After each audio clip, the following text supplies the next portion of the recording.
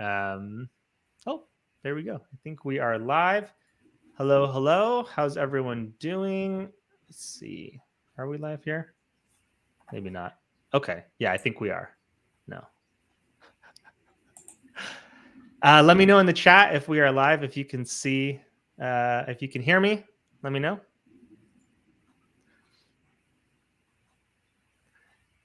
And then once we know we actually are, we'll dive in here. Let's see. Sometimes there's a little bit of a delay. If you guys can hear me now, let me know. Oh no, it says 0 viewers. That's weird.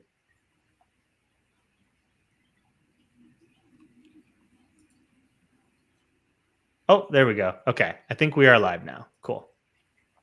Yes, everyone is in. I see the viewers popping in. It's always like a weird, like, this was the longest delay we've had from clicking it, but cool. Welcome everyone. How's everyone doing? If you can hear me, if you can see me, if you can see us, go ahead and let me know in the chat so we know that we don't have any horrible technical difficulties to deal with before we can get into this. And yeah, and we will dive in. Jody, remind me, what is it? Rogers? Yes. Jody Rogers. We got Jody chatting with us today. Jody, thanks so much for joining me. We are going to be talking about Jody's journey as a freelance, not copywriter, but a pivot into instructional design. Is that the official term? Awesome. Jody is someone who managed to do a really smart job of leveraging her prior career and experience and putting kind of a freelance consulting twist on it.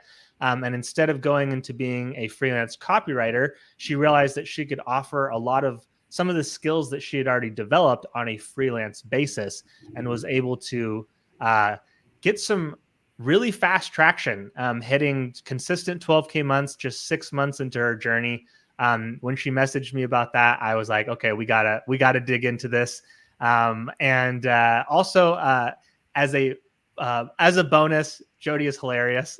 She already cracked me up a few times in the 10 minutes we were chatting before going live. And I'm really excited for you to be here. Thanks so much for joining us. Thank you for having me. I'm excited to be here. But yeah, so the official title on my my current contract is Learning Experience Designer. Learning Experience Designer. Awesome. So it's a little bit of copywriting. It's a little bit of instructional design, and kind of a perfect marriage between what I used to do and what I learned from just trying to leave what I used to do, if that makes sense. Absolutely. I'd love to hear, kind of to kick things off, what was the moment for you that made you kind of think, I'm starting to look in another direction? Was it something that you thought, I'm going to go look at other options? Or was it something where you got an ad for something and just made you start thinking? What was kind of the beginning of that journey? And maybe as well, kind of prior to that, what was sort of an overview of your career leading up to that moment? Okay, so my background is in hospitality, running hotels. I have worked in hotels since we turned Mary and Joseph away. And from there, sort of moved into a corporate position in training. So the last 15 years of my career have been spent as a corporate trainer for a major hotel company. And what started to make the shift for me when COVID hit, they let me move into an instructional design role. I had instructional design a little bit, a part of the training that I did.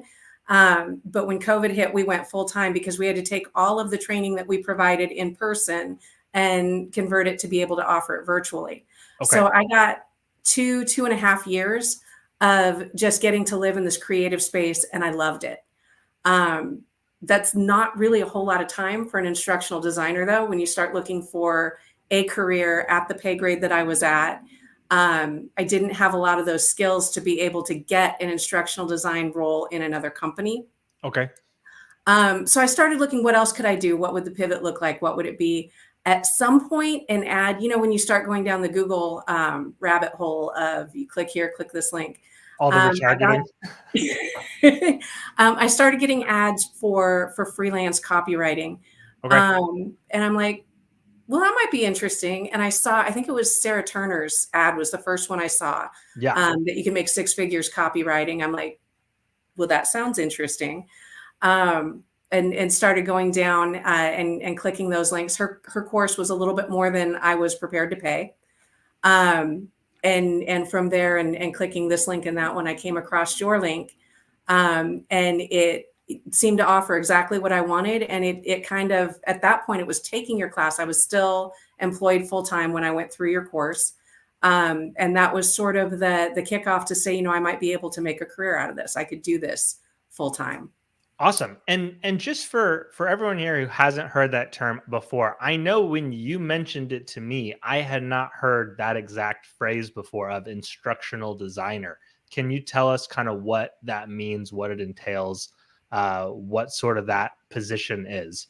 Absolutely. So for a corporation in my previous role, it was for the business. So if you think about a franchise hotel company, somebody has to train the housekeepers on how to clean the rooms. Somebody has to train the engineers on how to maintain the property. Somebody has to train a general manager in how to drink coffee. Somebody has to train everybody in the hotel to do their job. And so as an instructional designer, a part of the business will come to you and they will say, okay, we need to do a training. We need a training for this new initiative that we're rolling out. And so they'll give you kind of the framework of what the initiative is. And it's my job as an instructional designer to put that together in a format that learners can enjoy and can consume. So sometimes it's creating video series like what you've put on the shelf. Sometimes it's creating e-learning. A lot of times we use those, especially for compliance training, like the I promise I won't take bribe training, that kind of thing. Yeah. And then sometimes it's building instructor-led training. So if you've ever gone to a one-day workshop where you had 8 hours and they had a prepared deck and you got a learning journal to take notes in, all of that was built and put together. We call that instructional design. Some people do it themselves. Some people hire somebody like me. Okay. Very cool. And you mentioned like the experience you would have needed to kind of get a similar position at the pay grade you were at. Is there like kind of an established trajectory of like instructional design, or is it more just like total experience that impacts pay grades? Total experience and skill level. So Okay. I can, when it comes to building a PowerPoint deck, I'm pretty close to an expert in PowerPoint. I'm good in some of the authoring tools. Storyline right now is the really big one for authoring e-learning. Okay. And that's not a skill I possess. It's when I'm Okay. working on learning. Is And like, Storyline like a software, or is that okay? yeah, it's the software. If you've ever done a really cool class where you click this and the text pops up and the dude walks across the screen, and chances are really good it was created in Storyline. Okay. Very cool. Very cool. So it was kind of a combination of you doing something in that space, thinking about the potential there, and then saying, "Oh, this is kind of similar to copywriting." So you took my course. You started thinking about making this a pursuit. From there, I know at a certain point you realized, oh, I can actually do instructional design with this on a freelance basis or a consulting basis. But before that, were you making your plans to build a business thinking it was going to be copywriting? What did that look like as you started to think about taking actionable steps? I know you mentioned October 2022 was when you incorporated an LL or made a registered an LLC. You were like seriously thinking. Talk about that journey. Like what were the initial steps that you started taking, and what was your goal at that point? My goal was to quit my job. Okay. But I am the breadwinner for our family. My husband likes to tell people that he has a sugar mama. Um, his job is to take care of the house and make everything run smoothly. Love it. My job is to hand over a paycheck, and so that I don't have to worry about all of that. So when you start thinking about quitting your job, there's my insurance. I have to be able to maintain at least enough money to pay for my own. There were a whole lot of things in it. So I knew I couldn't quit my job immediately. Yeah.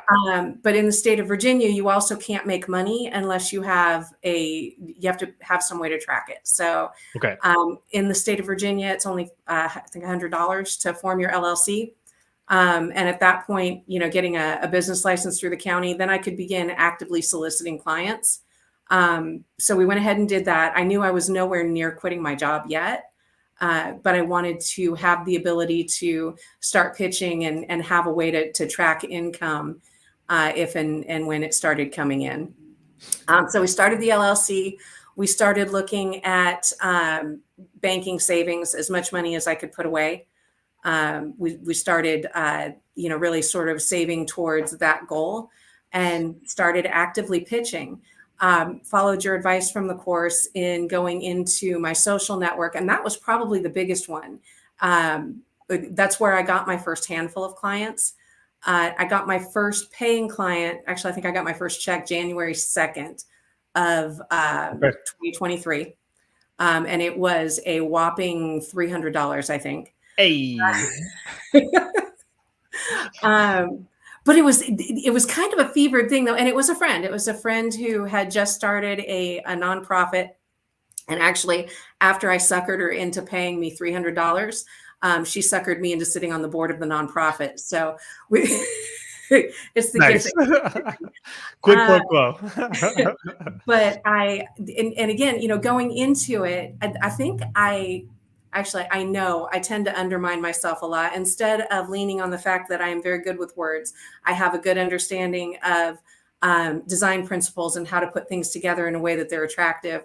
I still fall back on that. I don't know what I'm doing yet. I'm still learning. And so I ask for less money than I'm probably worth.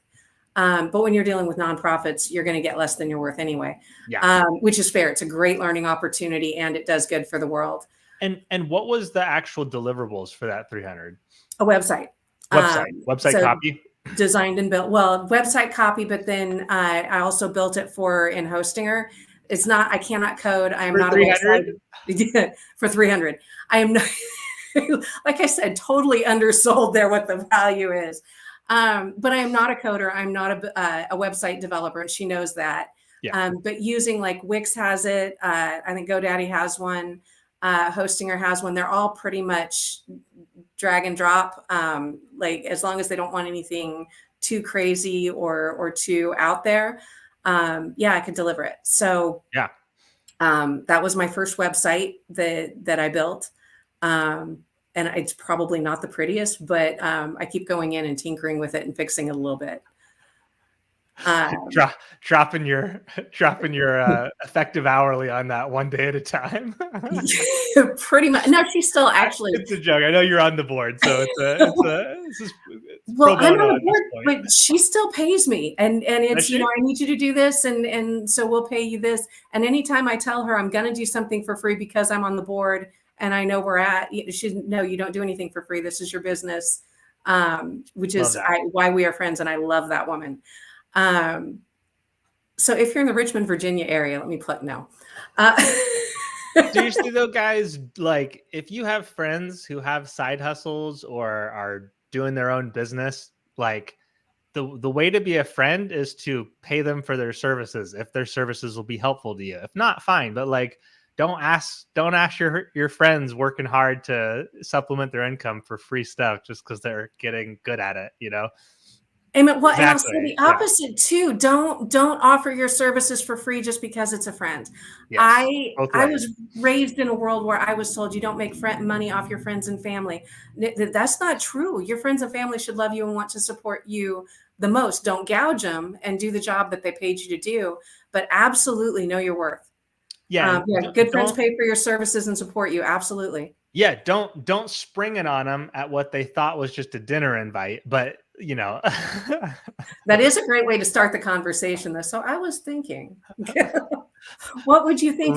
Maybe we can get together later and talk about what random thought just hit me. So I totally lost my train of thought there. Sorry. That was your first client. And then as you kind of went from there, I'm like, at what point did you start to kind of realize, I don't necessarily have to do this the way that, Jacob teaches in the course for general, that's going to be a fit for anyone with no experience. Like I actually have some things I've done that can kind of be put into this model. And, when did you start to kind of have an inkling about that? So it was kind of an accident. I had applied for a position or right at the same time I signed up for your course. I had applied for a position as a learning experience designer with a company that is based out of Richmond. Okay. And I was going through the interview process with them, and it was a delayed because it was over the holidays. It was a long sort of drawn out process from when I put in the application to when I first got a call back. And I got through the first phone screening to an actual phone interview. And at the end of that screening, she asked me what my salary requirement was. And I told her, and you could hear the tone of her voice completely changed. Like what I was asking for was about double what they were looking to pay. Yeah. And so she was about to sort of end the call, and you have that feeling like I'm never going to hear from them again. And I told her, I said, I'm actually in the process of trying to start up my own copywriting company. I said, I would love to be able to partner with you, not as an employee, but as a contractor. Would that be something that you would be open to? Do you work with contractors? And she said, yeah, absolutely. And so she kept me in the process. I went all the way through the interview process, and they were my first really healthy contract. When the first contract came through, and actually that whole learning to bid what you're worth, he asked me how much I wanted hourly, and I told him a rate. And my first contract, he actually paid me $20 an hour more than I had asked for, Oh, wow. which is really, really nice of him. What he That's doesn't awesome. realize is on the next contract, he's going to pay me $20 more an hour. We're on my second contract with him, my third contract of that size. And it's at the point now where I don't have the time to meet the demand. And according to your class, that's when you're supposed to raise your rates. So we're going to give it a try. And if it doesn't work, it's all your fault. I will accept the blame.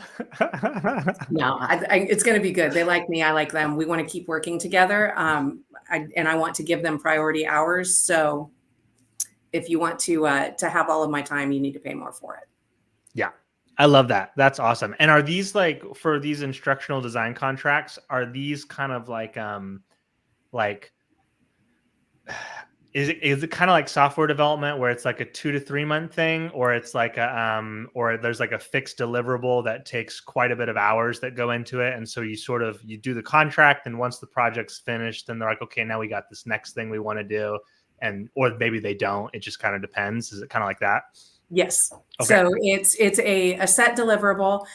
So the contract I'm working on right now, we're writing custom sales training for a hotel company, which made me then the perfect fit because they are not a hospitality company. They just do L&D, learning and development. Yeah. So my background in hospitality and my instructional design made me the perfect fit to be the contractor for this role.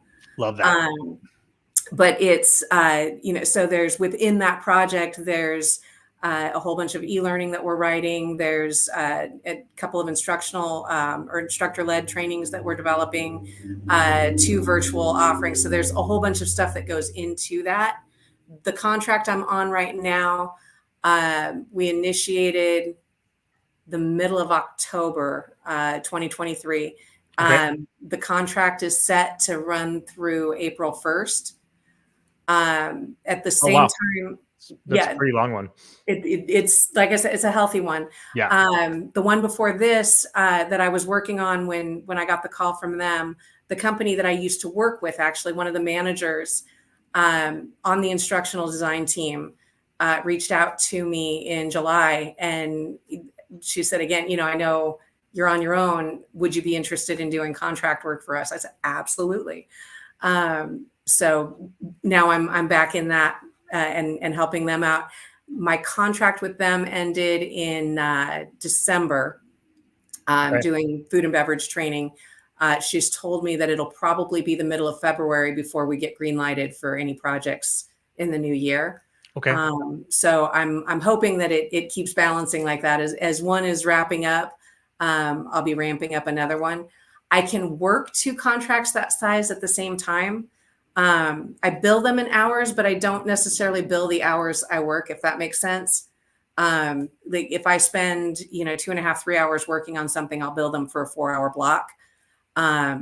It just makes it easier. The upside of that is, there's days I might get paid 16 hours and only work 10, but it's kind of wonky. Gotcha.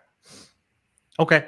And like one thing I want to mention there, this is something I don't know that I actually recommend this as one of the pitching techniques in the course. And if I do, you may remember, I'm not sure. But something I've been encouraging people to do over the last year or two is like basically to look at potential like job descriptions as a pitch point, because sometimes there's people who they may be open to hiring out what they want that full-time position to do on a contract basis.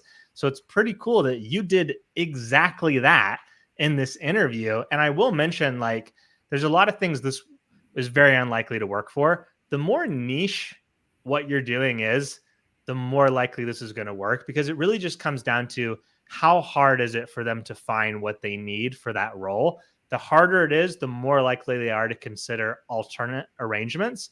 And when you work with them as a contractor where they don't have to pay, like, depending on the contract, and in situations where they don't have to pay benefits or certain things like that, there's a lot more money available to give you a higher rate for the actual work itself.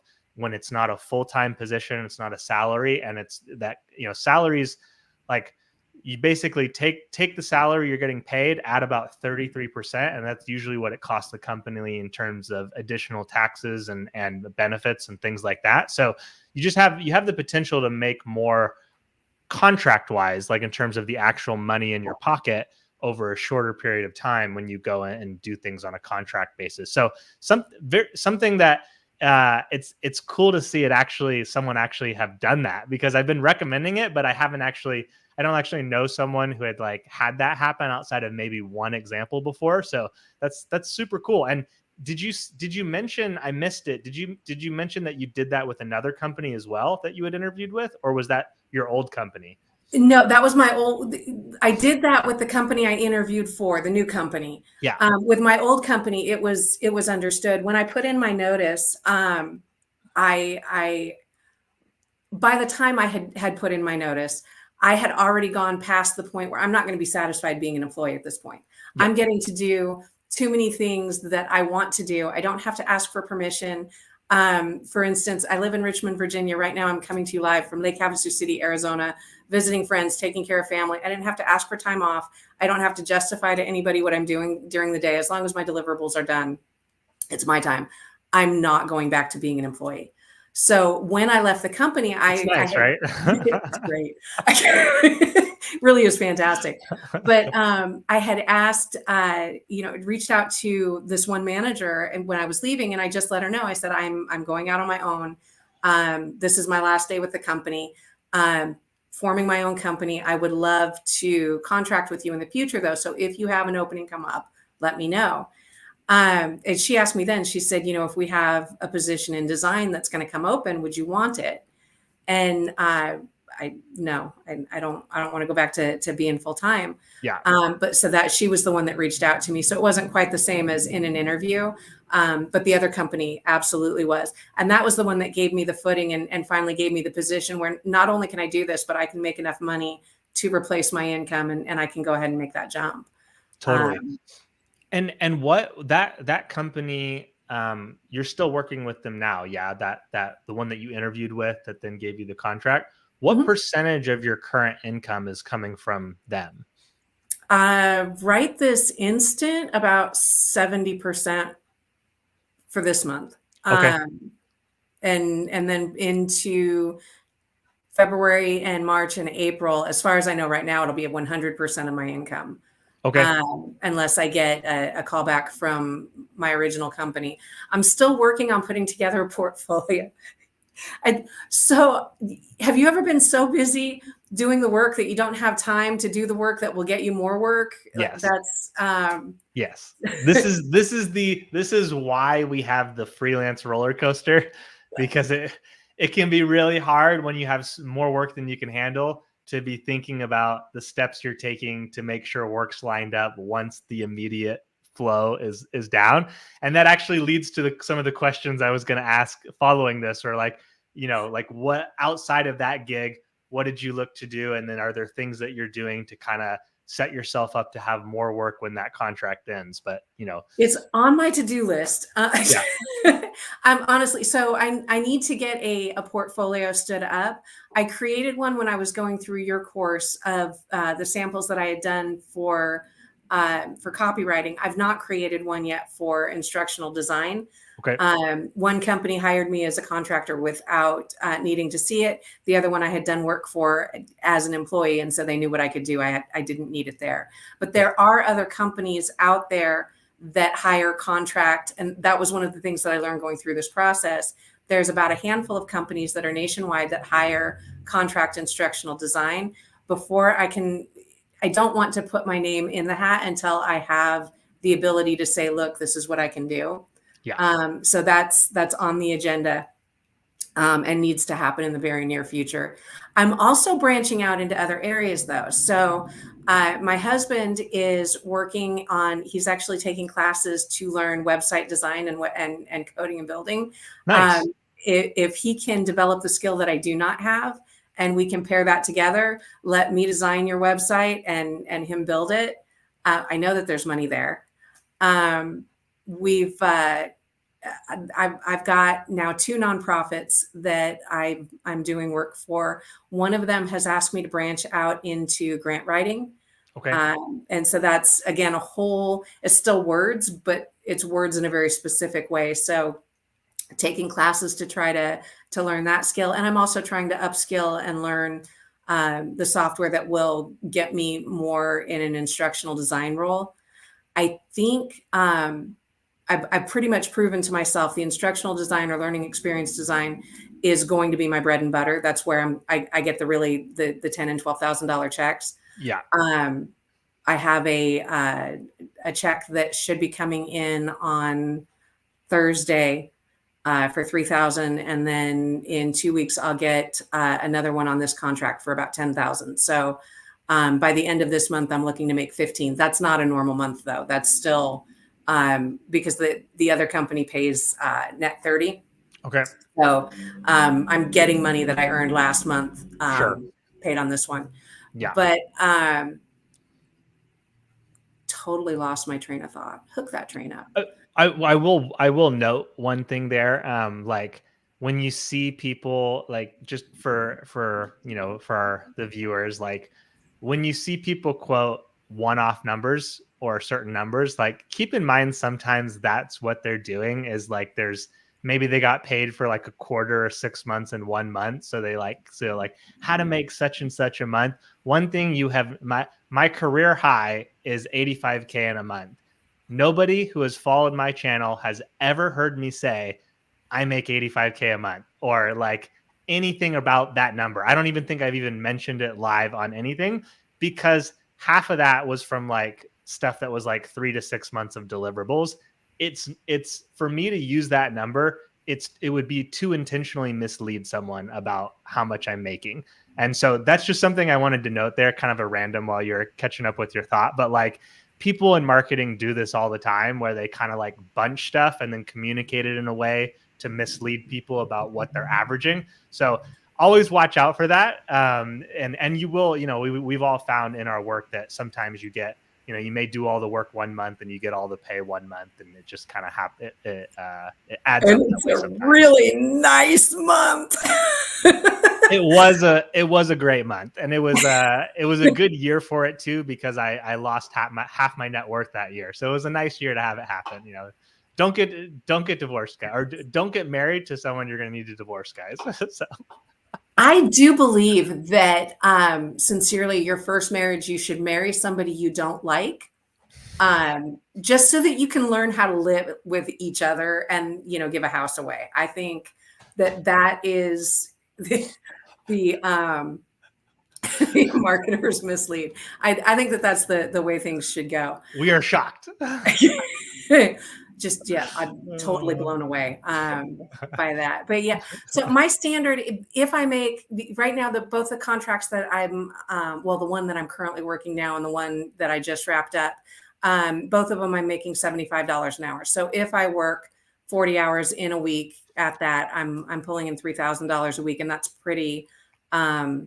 It's doable, it's manageable, Yeah. and it's not that. And like you said, I've had a couple of months that went a little bit above that, but it's been, I got another job or I got this. I've also still got my nonprofits. There's a pastor at one of my churches. I'm writing an e-learning for him.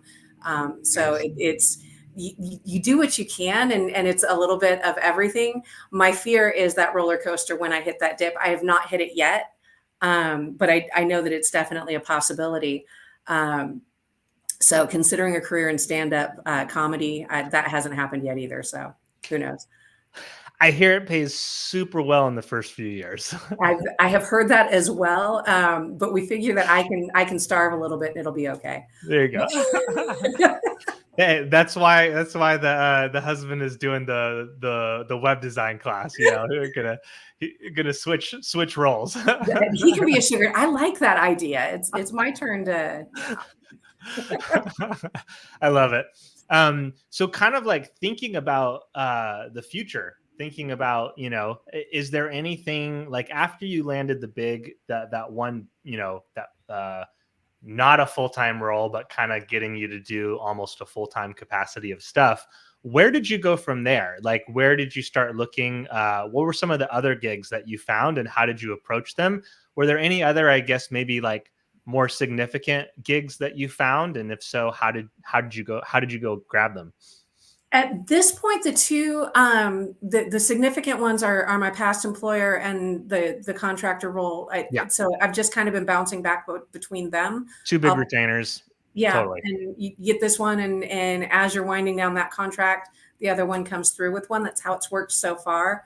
Yeah. The other gigs that I've gotten, none of them have been, they're not significant in pay. One of them, the class that I'm writing for the pastor is, I asked for $1,500, totally underbid it. The amount of work that has gone into it versus what I got for it, I think I'm down to making about $250 an hour now.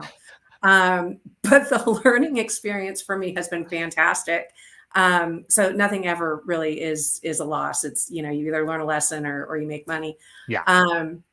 It's been, learning the ins and outs, and now we're getting into the shooting the videos part of it, which I've never done, and researching how to, what sites to host it on and how to get there.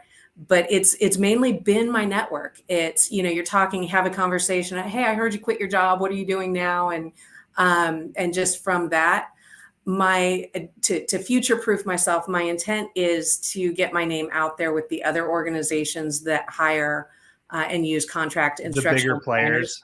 Yeah. Just I figure as many shelves as I can get my name on, the better off I'll be. And so hopefully at some point I'll get to a point where I'm turning down offers because I just have too much work going on. That is the dream. Yeah. And this is something too, like, it sounds like you're in an industry where there's like some big players who get a lot of, like, most of the instructional design work. And this makes sense at enterprise corporate level. A lot of the work goes through big B2B companies, right? That specialize in a certain service like instructional design. And so the nice thing about that is most varieties of copywriting and marketing, there are organizations like that doing that. Now, in some spaces, they may not have as much of a monopoly on it as I would imagine they do in instructional design. But just like a lot of people who are, doing website copy might go work on a freelance basis for an agency that does a lot of website copy. Like, these are great ways to get your foot in the door and to start getting a volume of work under your belt. And one thing you mentioned that I really loved is that when you go that route, when you come in as someone who's, like you said, you didn't have the experience to get like maybe a senior instructional design role that would, be equivalent salary. But as you're going in and doing this work, you're looking at what skills do I need to be at the upper echelon of what these agencies and these companies are looking for. You identify, I got to learn storyline. There's a lot of stuff like that you'll find, for anyone in any space, that you'll find, hey, like this sort of thing, if I can get experience with this tool or this particular type of framework for doing this service, it's going to make me more hireable, more contractable to all these other, these companies. And that's a great way to do it. Like I encourage freelancers to practice and learn how to direct pitch a company, but at the same time, like, especially in your first few years, going through players that are already have the brand to close those gigs is a great way to do it.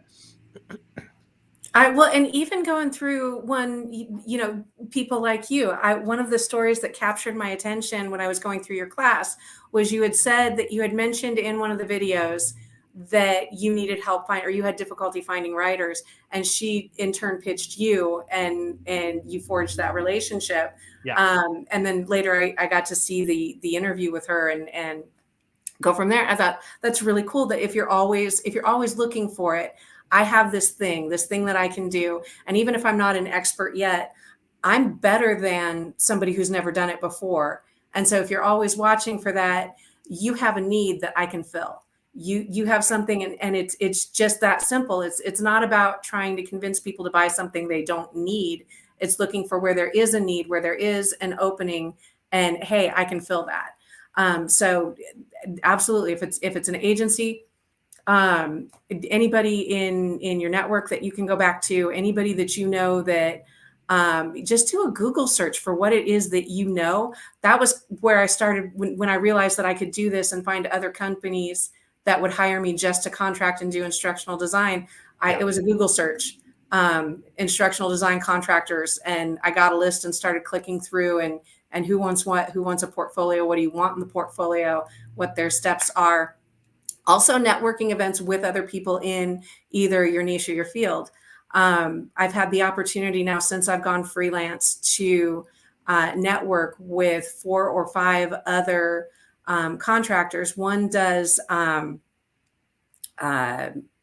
technical writing, which again, still words, a very specific type. If you've ever opened a box to put something together and found directions, that's a technical writer. Yes. I don't know that I'd be any good at it, but she's promised me that she'll put me in contact with people that might help me develop that way. Somebody else I just met contracting for my old company, she actually filled the full-time position that I turned down.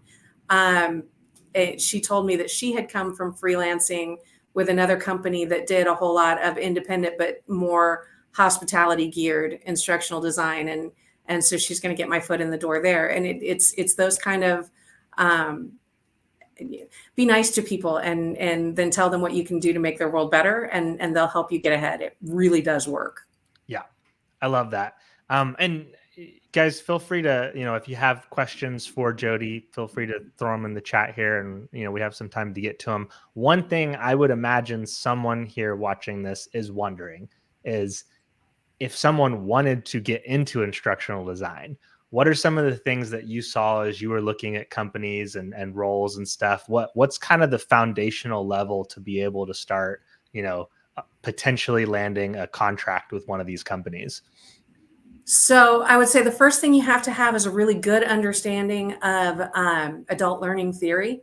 You can get that. There's classes all over the internet on that. I did a certificate course a few years ago through University of Maryland. I think that'll give you a really good understanding of that, because you have to understand how adult learners learn. The second thing I would say would be the software. Right now, Articulate 360 is the one to beat. It's Storyline and Rise. Those are our e-authoring tools. And then I would say a good understanding of graphic design is you need to understand how things fit, what looks good. Devlin Peck is an awesome resource for if you want a class to learn instructional design. And then the last piece that you really need is the writing skill. You've got to be able to put thoughts together in a way that flow. And when you're writing for instructional design,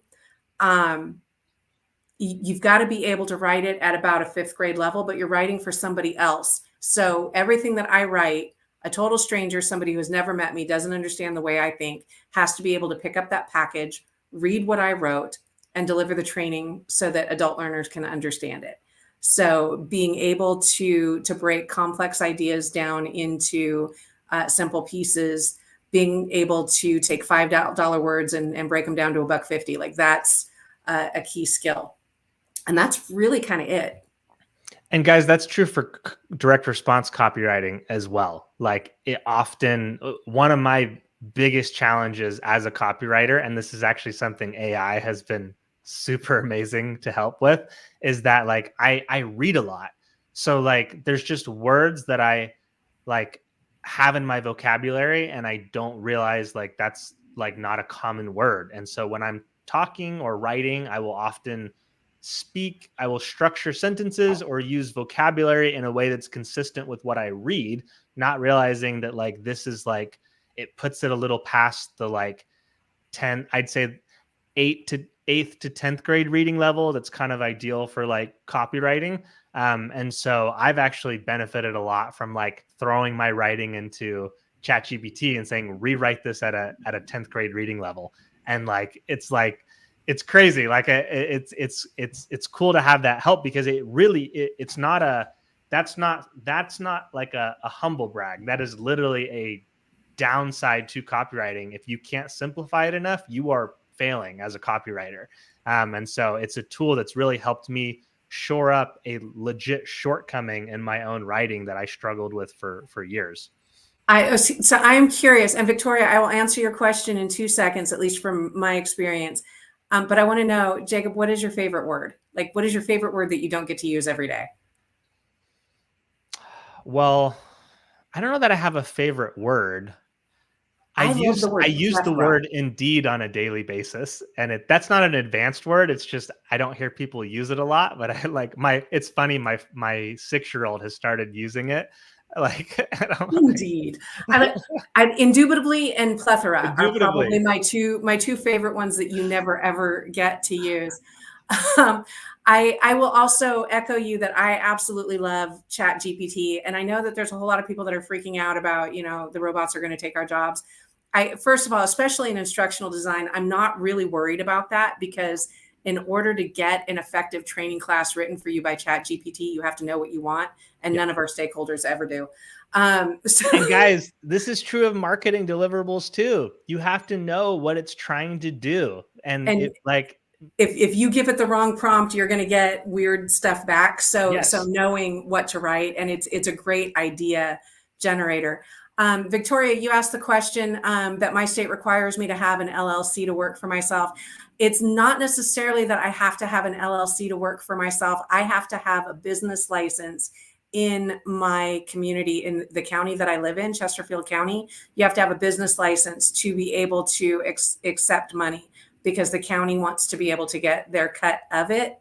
Trying to figure out the tax situation and what it was going to look like and all of that. It just simplified everything if I got an LLC and a tax identifier so that I could accept money and report it. We do a flow through reporting on our taxes, so it's all my money to spend anyway. It just made it easier for me. Also, in dealing with larger corporations, like the company that I left that I contract with now, they only do B2B. They won't hire me as an independent contractor. You have to go through all sorts of hoops to be an approved vendor for the company. Okay. So having my LLC just makes it easier for me to work with. I have an agency that has to represent me.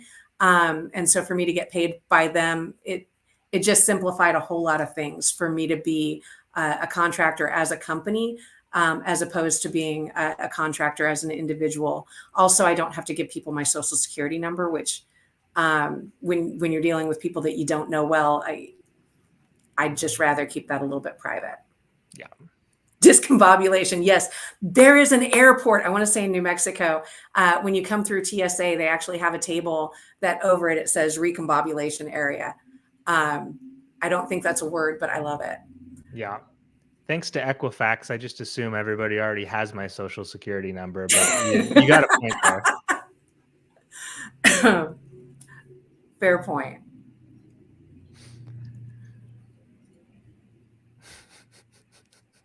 I mean, we probably need to be taxed more, but that's a whole other conversation. That I will say, and if you are looking at leaving your job and starting things out, a couple of things I wish somebody had told me Self-employment tax? a year ago. Self-employment tax is a thing. Yeah. Quarterly taxes are a thing. I am pretty sure this year's tax season is going to suck because I did not prepare effectively. I'm one of those people that's a tomorrow problem. And apparently today is tomorrow. So that's the first thing I wish I had known. The other thing I really wish I had known is insurance. I have never in my entire life, as an adult, I have always had employer offered insurance. Health insurance? Health insurance. Yeah. So the market for, the marketplace and finding my own insurance and being able to afford my own insurance and what it covers versus what my employer covered, like that was a whole, and navigating it was was interesting. The third thing I'll say is however much money you think you need to have saved as a buffer before you quit your day job, double it. I did not expect that my cost of living would vary. So when we were building that buffer, I took my current salary. I don't, is that Jade? I will let you know in about a month. Pretty sure it's more. But again, that's tomorrow's problem. But yeah, I wished we had put a little bit more in that buffer. I got that first contract or major contract in the beginning of 2023. It was a almost 4-month contract. That was when I made the decision and we had the money put back and we went ahead and I quit my day job. And then I didn't get another contract until August. And then that contract paid net 30. So I didn't get my first paycheck until mid-September. And we went through my buffer. Like we were starting to worry. It was like, okay, do I go to McDonald's and apply for a job or do we, and it has worked out and we are good, but those were the things that I wish I had known. Yeah. So it sounds like, yeah, can you kind of give us a rough estimate of you got your first 300 freelancing in January, and then kind of what was a rough progression over the next there 6 really months? Wasn't a progression for me. So I got my first 300 in January, and then it was $100 gig here, 150 here, do this for me for 200 there. I had a handful, I'm going to say maybe $2,000 that I had gotten over the first couple of months of the year. Yeah. And then I got that major contract where I was making really good money for like 3 or 4 months. And in my mind, I'm set. Yeah. If I can make money like this, I don't need a job. I can quit my job. And that was that April, May, June? Yeah. Okay. Well, no, the job that I got, the contract itself was March, April, May was when I worked the last paycheck. Okay. Then in June, but then again, nothing else came in. So I wasn't doing any work. June, July, September, there was then nothing. And then as of September, you were that's when you started hitting the consistent 12K months. Yes. Yeah. And I have not, since September, I have not made less than 12,000 in a month since September. But again, April 1st is coming. And so I'll get that check in May. And if there's not another contract right behind it, like you don't know how long that dry spell can be. Yeah. My goal is for there not to be one. My goal is to get another contract with my old company, hopefully in February, that will bridge that through whatever their next contract is. But at this point, I'm on that roller coaster and it's a ride. It's going to be what it's going to be. Well, at this point, you're theoretically could be on the roller coaster, but in reality, you're September, October, November, December, January. You're 5 months of consistent 12K. So you're going steady, but it could end up going back to the roller coaster. It's that, yeah, your brain starts saying like, what happens when this ends, and what do I do, and getting ready for that, trying to make it not happen. And ultimately, like that is, I think, the single biggest downside of working for yourself is like there's in the back of your mind, you always know that's there. Like I remember back, 3 years into, I think I had like a 3-year stretch of consistent 15K months. And like, I remember thinking at one point, I'm still kind of like low key anxious about what I'm going to make next month. I'm like, this is pretty crazy consistency, but I'm still conscious that it could disappear. And the reality is, like, that year I had the 85K month, I had a 5K month that year, like it is possible. And I'm, as much as I tell people, like, keep pitching even when the work's coming in, I'm as vulnerable to failing at that as the next person is, and definitely have times where, you also, like, the longer you stay in this career, the more opportunities come your way, and the more things you start exploring where, like, there's a longer term payoff. So, like, 2023, I spent a lot of time working on stuff that, like, didn't pay off in 2023, but is likely to pay off in the future. And sometimes you kind of are mixing those in. So there's a lot of directions things can go. One thing I will mention on the tax side, I'm curious how much you've been able to leverage this, is that having a business, you suddenly can deduct stuff. And that's a pretty big deal when it comes to saving on taxes, is the ability to deduct quite a few things that you could not deduct as an employee, even though they're serving the exact same purpose. You buy a computer as an employee, you can't necessarily deduct that. Whereas when you're doing a Schedule C, I mean, you probably could, like, realistic, what you can get away with and what is legal are two different things. But, like, from a legality standpoint, very difficult to, like, you can't deduct things that you can as a business owner. Totally. So my entire cell phone bill is deductible. My entire internet bill is deductible. The square footage in my house for my home office is deductible. Every piece of equipment that I own or that I bought this year is deductible. You can claim a set amount or take a deduction on your taxes. Your healthcare, incidentally, any money that you spend on healthcare is tax deductible. So we kept my HSA that I had from my employer, and we put a set amount of money into that account. And even if I haven't spent it yet, so it's still health savings account, it's not tax deferred anymore, which it was under my employer, but it's still tax advantaged because that becomes tax deductible. So yeah, there's a lot of that. I actually have an appointment when I get back home in February. I've engaged an accountant, not just to do my taxes for me, because I can actually do my taxes. TurboTax is wonderful. I can plug the numbers in. I need somebody to help me learn to think like a business owner and not like an employee anymore, because they're two very, very different things. And I realized that's a gap in my knowledge. I'm hoping to take it out and trade. She needs a new website and she needs some copywriting done. So I'm sweet talking her and trying to, crazy idea. I took her out to lunch last month. I'm like, I just thought, what if, dinner surprise. I'm buying lunch. You're fine. The question was raised about how do you scale when you don't have a whole lot of time? You work 40 to 50 hours a week. I'll be honest with you. That's why I quit my day job. I got to the point where I was trying to build a portfolio. I was trying to put the things together. I was doing the pitching and all of that. I couldn't balance it. Jacob, I don't know if you have any better tips for it. I'm not really good at dividing my time that way. And so we just made the decision to jump and pray. Yeah. How you approach, I mean, one, I will say this, I talk to people who, like, they're in a full-time job that's paying them 25, 30K a year, like, in the US. I know some places that goes a lot farther, but, like, places where, like, like, realistically, to me, I've had students take the training, the IBCC training, and leverage it into a few freelance projects that they then use to pitch, like, jobs.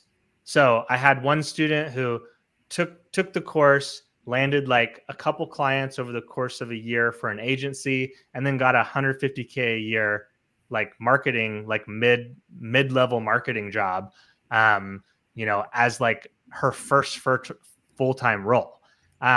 Wow. So, like, that's the type of thing, to me, like, building a full-time freelance business on top of a full-time job doesn't really make sense to me. Like, nobody really has the time. Very few people have the capacity to do that. Maybe maybe if you're in your like early to mid 20s and you just like do not care about a social life. But like, to me, it makes more sense to like, if you need to keep the full-time job for the foreseeable future, it makes more sense to try to translate some initial gigs and experience into a competitively paid marketing job that can be the basis for the start of your career. And then let that give you some experience, let that give you some connections and contacts. Maybe like then you can maybe, instead of like when you're in a full-time job, when you're starting from scratch, when you have no work, you take everything that comes your way. You take the $300, the $200 gig, the 500 here or there. When you're in a full-time job, you don't necessarily have that capacity. So like, to me, it's like the best play is get a better paying job, then take like one or two freelance clients, try to find your legs in the freelance market with like an $1,000 per month thing instead of $100 thing. And then that's a more manageable scenario to then pivot off to, get some savings, get a bit of a buffer, then pivot off into kind of full-time freelance. That's my take.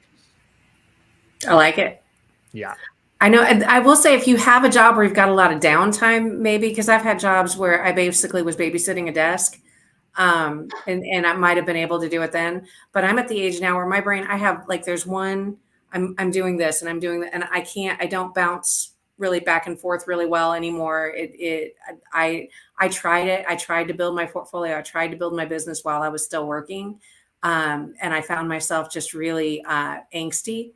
And there's also that I had short timers. I was at the point in my job where it was like, I don't fit here anymore. I don't want to be here anymore. Yeah. And so that's, when you're constantly looking at the door, you're going to go through it. So I don't know that my experience is necessarily typical or the advice to take, but that was for me. I couldn't do it. I had to jump. It's all or nothing. Yeah. And like there's seasons of life, like you have to be a big part of being successful as your own business is understanding your capacity and what you're capable of and what you're not capable of. Like if you're someone who is realistically never going to put the time into outreach and pitching and sales, like the whole point of a job is someone else is doing all that for you. You only have to be good at one part of the business. And if you find the right part, sometimes you can make the income you want to make in in an in-house role. When you're running your own business, you have to do everything at some point. Some entrepreneurs, they build businesses in a way where they do everything at first, and then they, as quick as they can, as soon as money's coming in, they're hiring out pieces of that. They're building a company, more of an entrepreneur. When you're trying to be a freelancer, consultant, solopreneur, individual, like professional, with your own business, you're accepting all the hats. And, if there's sometimes you can outsource one or two of those hats, but there's upsides and downsides to every way you slice this, And it all comes down to how much you value your time and where you want to spend it. I mean, you can do anything you want, but you can't do everything you want. So Yep. if it's more important to you to stay in your job while you build your business and work 60, I mean, that's great. I don't have 60 hours to put into it. It's one of my favorite pieces of being freelance is now I get to say when I work and how much I work. And if I've got a project that it's up against a deadline, I'll work till midnight. I have no problem doing that, but it is not my norm. Yeah. And if I fail, I'm the one failing. It's not, there's no review. There's no, so it's all my choice. And I really love that freedom.